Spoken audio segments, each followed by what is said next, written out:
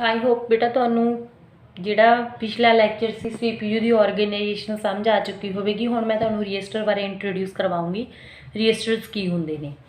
Complex digital system consist of the interconnected digital hardware module which are made of various digital component. कोई भी digital system है पुत वो मतलब कि डिजिटल हार्डवेयर कंपोनेंट तो मिल के ही बनता गा। ठीक है, जिमें रजिस्टर ला लो, डिकोडर ला लो, मल्टीप्लैक्सर ला लो, टाइमर ला लो, लॉजिकल कंट्रोल एक्सैक्ट्रा, ये सारिया चीज़ों की जरूरत ये पैंदी है पुत। The most fundamental digital building block of the digital computer is the register. जी मेन डिजिटल बिल्डिंग ब्लॉक आ डिजिटल कंप्यूटर की वो रजिस्टर ने। Register is a small amount of very fast memory है, तेजी वाली मैमरी है।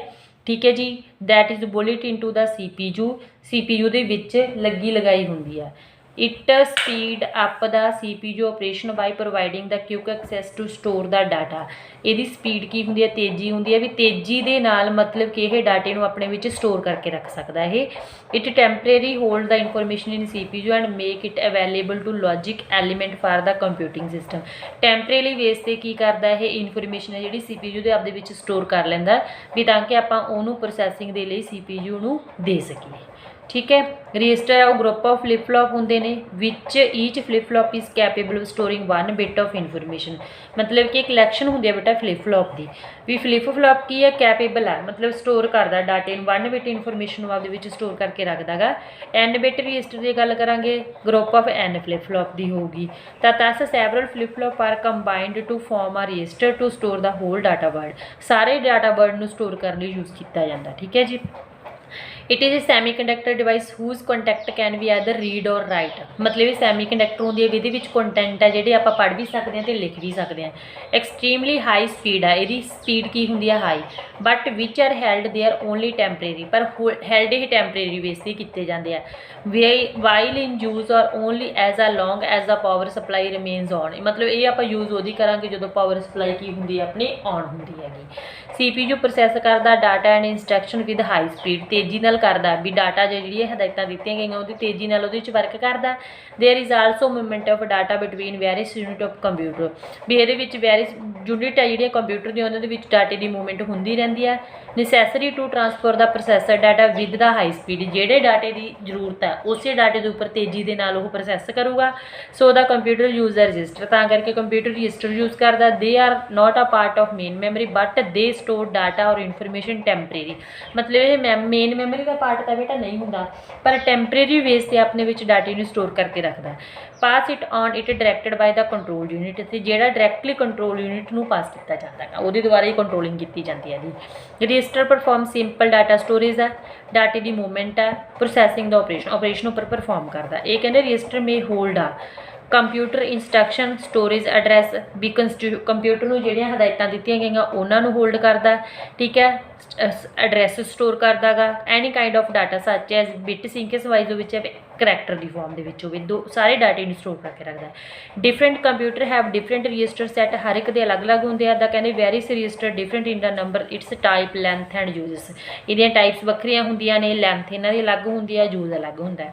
Generally there two type of register होंदे ने CPU, एक जरनल परपज़ होंदे ने पुत, एक स्पैशल परपज़ होंदे ने। जिहड़े जरनल परपज़ रजिस्टर होंदे ने पर temporary storage of data and intermediate result while the processor is execute the program. मतलब ये टैंपरेरी बेस से डाटे को अपने विच बेटा स्टोर करते हैं तो वो तुरंत ही जिहदे मतलब आप जल्दी रिजल्ट देने वो उपर प्रोसैस करते हैं, वो अकॉर्डिंग वर्क करते हैं, प्रोग्राम में एग्जीक्यूट करवाते हैं। These register can easily accessible user by using the various command, मतलब ईजली आप इन्हू एक्सैस कर सकते, ईजली इन्हू अंडरस्टैंड कर लें। स्पैशल परपज़ रजिस्टर है जोड़े बेटा restricted to only specific function, जोड़े कि स्पैशल फंक्शन लिए परफॉर्म यूज़ किए जाते हैं। They are used by the microprocessor itself, microprocessor अपने लिए भी यूज़ करता। Some of them are not accessible to the program, programmer जोड़े इनू बनाते हैं वो इनू नहीं रीड कर सकते होंगे।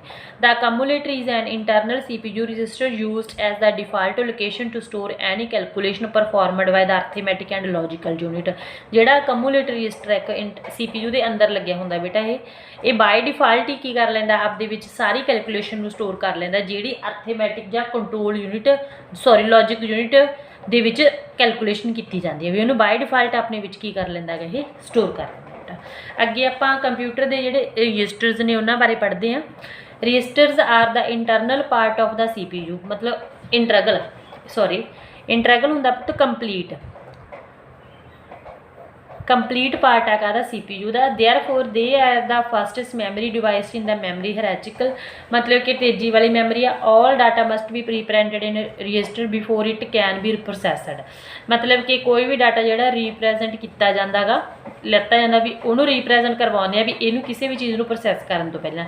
जिवें एग्जाम्पल आ कहते if 2 number are to be added, जिमें 2 नंबर ऐड करने, both number must be in register, दोनों रजिस्टर के है, तो the result is also placed in, तो रिजल्ट भी काहदे मिलूगा तो रजिस्टर के ही मिलूगा।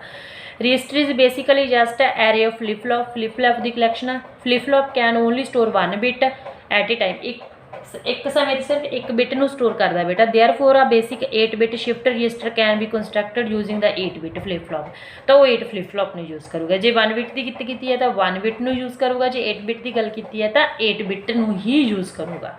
ठीक है जी। बेसिकली मतलब कि registers are normally measured by number of bit they can hold, भी किन्ने बिट डाटा अपने विचों होल्ड कर रहे हैं। फॉर एग्जाम्पल जिमें 8 bit register मीनस it can store 8 bit of data, 16 bit register मीनस that it can 16 bit of data, मतलब जे वो 8 बिट यूज़ कर रहा है तो 8 बिट डाटे को स्टोर करूँगा, जे 16 बिट यूज़ कर रहा है तो 16 बिट यूज़ स्टोर करूँगा। The basic computer consist of various general and special purpose register, the कहते register required to design a basic computer listed table number 1.1 with their name size and function. पहला देखो बेटा list of basic computer register DR, जिन्हों आप data register बोलते हैं, ये 16 bit data store किया जाता है, डाटा ऑपरेंड बेस से स्टोर करता। ठीक है जी। AR एड्रैस रजिस्टर की गल करते, ये 12 बिट डाटा स्टोर करता है। ये मैमरी का एड्रैस स्टोर करता, भी मैमरी में स्टोर करता, एड्रैस में स्टोर करके रखता। AC शॉर्ट फॉर्म के यूज़ करते हैं, सिंपल है। 16 बिट लेंदा अकोमूलेटर है, ये प्रोसैसिंग लिए यूज़ किया जाता, प्रोसैसर रजिस्टर यूज़ करता। IR है जोड़ा 16 बिट लेंदा इंस्ट्रक्शन रजिस्टर है, शॉर्ट फॉर्म के IR इंस्ट्रक्शन रजिस्टर होल्ड करूँगा किन्ने instruction code OP code. OP की फुल फॉर्म बेटा ऑपरेशन कोड। ठीक है। PC है 12 बिट लऊगा, प्रोग्राम काउंटर है, एड्रैस ऑफ इंस्ट्रक्शन ਜਿਹੜੀਆਂ ਹਦਾਇਤਾਂ ਦਿੱਤੀਆਂ ਗਈਆਂ ਉਹਨਾਂ ਦਾ ਐਡਰੈਸ होल्ड करूँगा। TR आ 16 बिट ਨੂੰ ਲਊਗਾ, ਟੈਂਪਰੇਰੀ ਰਜਿਸਟਰ ਆ ਹੋल्ड करूँगा ਟੈਂਪਰੇਰੀ डाटे ਨੂੰ। NPR इनपुट रजिस्टर 8 बिट लऊगा, इनपुट करैक्टर ਨੂੰ होल्ड करूँगा। OTR है 8 बिट है, आउटपुट रजिस्टर ਨੂੰ होल्डर करूँगा। ठीक है जी। पहला आप अकमूलेटर AC बारे पढ़ते हैं। अकमूलेटर इज 16 बिट रजिस्टर दसे है मैं तुम्हें पहले, that is part of ALU। किहदा पार्ट है ALU का बेटा, ये जी 16 बिट तक कहता, बट ये स्टार्टिंग कितों होगी 0 तो, क्योंकि रजिस्टर जोड़ा वो की करता है अपने को एरे टाइप फ्लिप फ्लॉप होंगे।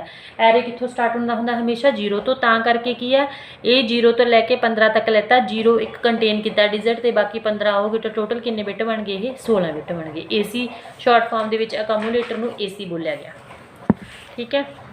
नैक्सट बेटा अपने को it is one of the most used register identify as a register AC, मतलब कि बहुत मतलब यूज़ किया जाता है, बट एक ही है नाम की कहते शॉर्ट फॉर्म के AC बोल दें आप।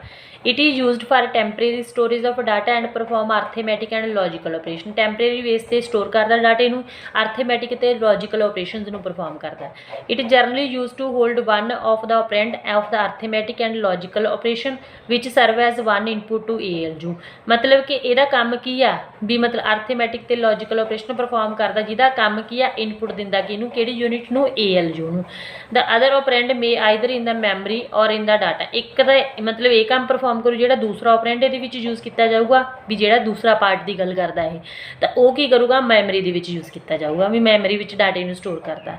The final result of arithmetic और logical operation is stored in accumulator, जो फाइनल रिजल्ट है वह भी कितने स्टोर होगा, अकमूलेटर रजिस्टर ही स्टोर होगा।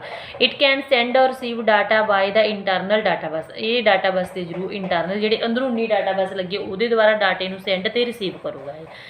डाटा रजिस्टर जिन्होंने शॉर्ट फॉर्म के आप DR बोलते हैं बेटा, ये 16 बिट लेंदा रजिस्टर। ठीक है। इनू DR नाल डिनोट किया जाना, 0 तो लैके 15 ही है। It use to hold memory operand, मतलब ऑपरेंड मतलब डाटे नूं ही बोलिया गया, मैमरी भी डाटे नूं आपदे विच होल्ड करदा। This register contain the data to be written into memory और receive the data read from memory.